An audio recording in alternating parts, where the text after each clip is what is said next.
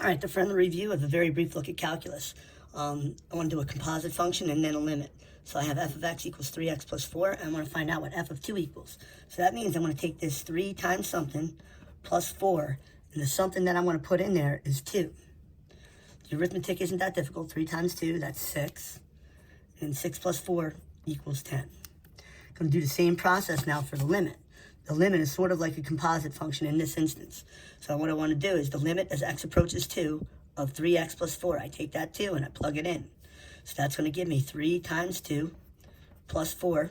That equals 6. 6 plus 4 equals 10. Now we're going to do another limit. This time the limit as x approaches 5 of x squared minus 4.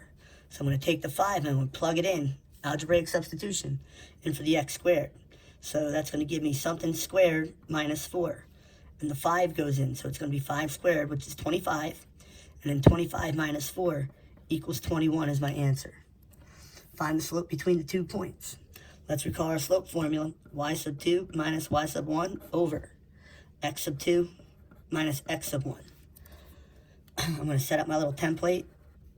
I'm going to do my y's first. 9 minus 7 over 5 minus 2.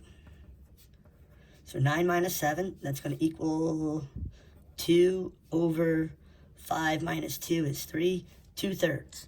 And in the Google form, we would type it in like this, 2/3. Set up my template. 9 minus 1 over 3 minus 1. Whoops, that's a 1 there. So 9 minus 1 equals 8.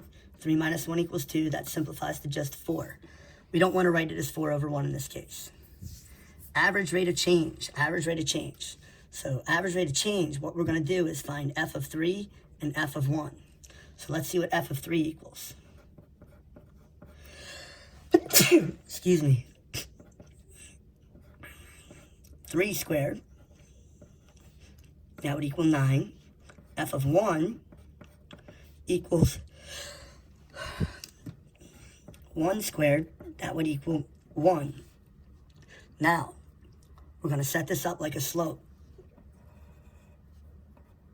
It's going to be f of b minus f of a over b minus a, where this is a and this is b for big. It's going to be big minus small. So on the bottom, I put 3 minus 1, the big minus small.